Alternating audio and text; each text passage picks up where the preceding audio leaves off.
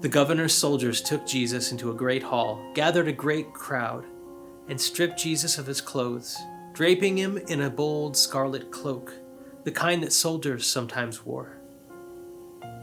They gathered some thorny vines, wove them into a crown, and perched that crown upon his head.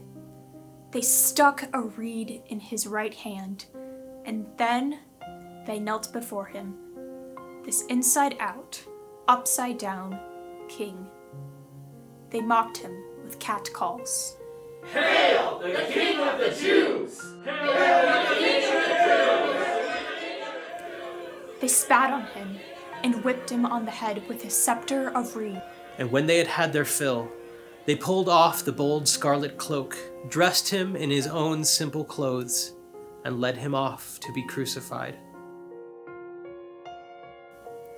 As they were walking, they found a man called Simon of Cyrene and forced him to carry the cross. Eventually, they came to a place called Golgotha, which means place of the skull. There they gave him a drink, wine, mixed with bitter herbs. He tasted it, but refused to drink it. And so they had him crucified.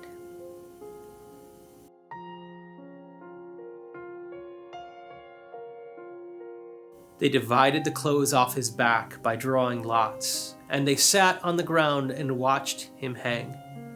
They placed a sign over his head. This is Jesus, King of the Jews. And then they crucified 2 thieves next to him, one at his right hand and one at his left hand. Passers-by shouted curses and blasphemies at Jesus. They wagged their heads at him and hissed. You're going to destroy the temple and rebuild it again in 3 days? Why don't you start by saving yourself? He saved others, but he can't save himself. If he's really the king of Israel, then let him climb down from the cross. Then we'll believe him. Even the thieves hanging to his right and left poured insults onto him. Come on down from the cross, if you can. If you're the Son of God. He claimed communion with God. Well, let God save him, if he's God's beloved son.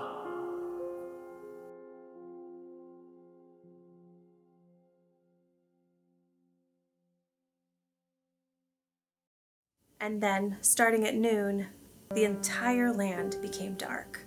It was dark for 3 hours. In the middle of the dark afternoon, Jesus cried out in a loud voice, Eli, Eli, lama sabachthani! My God, why have you forsaken me? He's calling Elijah. One bystander grabbed a sponge, steeped it in vinegar, stuck it on a reed, and gave Jesus the vinegar to drink. We'll see. We'll see if Elijah is going to come and rescue him.